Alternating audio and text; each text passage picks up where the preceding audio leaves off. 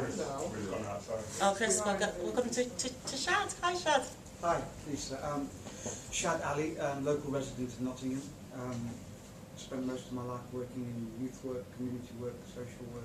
Excellent. Working with groups of people who've been affected by disadvantage and inequality. I'd like to widen the debate up a little bit, if I may, and I made some notes earlier before I came, so I'm going to refer to my notes. Sure, no problem. I belong to a community, Pakistani community. Although I'm not a particularly religious person, I belong to a Muslim family and Muslim background. So some of the points that I want to make kind of cover that. Sure. And I want to put my question into some kind of context before I ask the question. So there's a few points that I want to make. Some of them are factual statements, which I believe to be correct. You may. Do we need to time you, Shad? I was going to say, okay. I mean, I'm one of the people that I mean, I actually disagree about when you talk about the failings of the Barack Obama administration.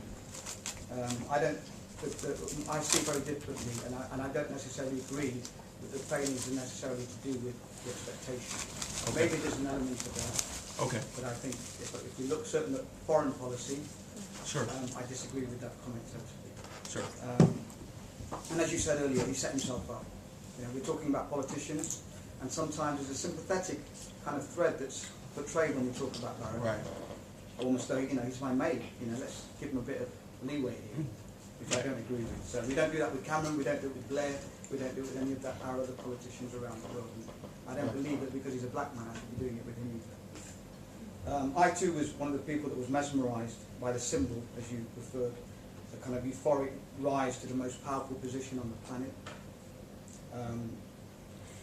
The enchanting imagery of Michelle in her lovely dresses and magazine covers. Black children running around on the lawns of the White House. And images of running through the corridors. These were all very, very powerful imagery that all of us were really affected by, myself included. And I won't lie and say I didn't shed a tear when Obama took up office. I did. It was probably one of the greatest nights of my political kind of without a doubt. Experience, if you like. I'm particularly interested in overseas policy. There's been since Barack's been, and when I talk about Barack Obama, I'm talking about the administration. I'm by no means referring to an individual. There's been a war that's been waged in Libya without congressional approval. The Obama administration has started a covert drone war in Yemen. And for those of us who don't know what a drone war is, it's when aeroplanes are unmanned and just sent into territories with large risk to civilian life, women and children.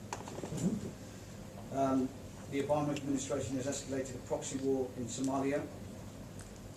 A proxy war, for those of us who don't know what it is when third parties are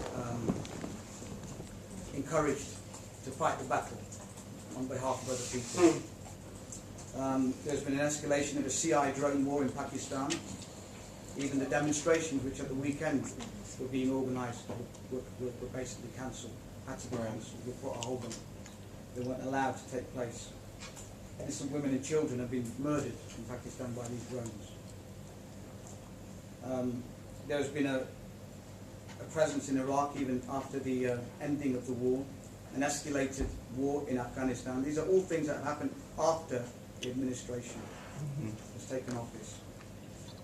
There's been, the Obama administration has secretly deployed US Special Forces in 75 different countries since they took up office. They've sold $30 billion worth of weapons to a dictatorship in Saudi Arabia, which is a country that does not allow its women to drive, simply to drive a car.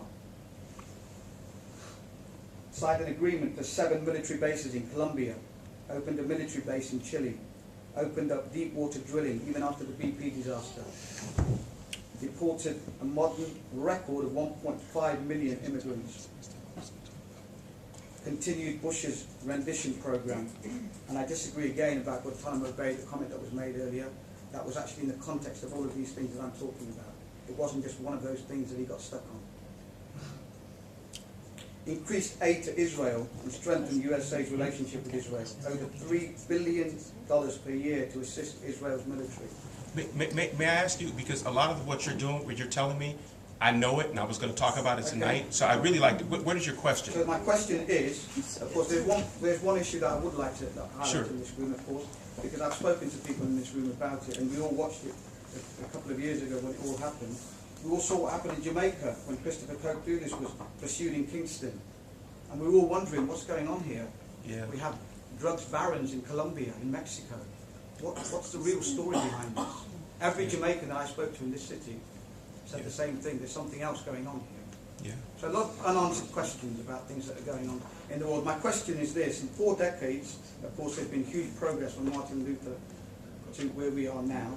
My question is this: two-part. When we talk about hope, who is the hope for? That's my question, based on the context of what I've just said. Is Obama just another clog in the wheel that continues to go round and oppress what it dictates, while it dictates its greatness and perpetuates the imbalance of the world that's going on at the moment, or that has been historically going on? And are we not guilty of ignoring Martin Luther King's words, not to be judged by the colour of skin, but by the content of character? And in this case, as Mr. Obama is a politician, by the contents of his policies and actions. Yeah.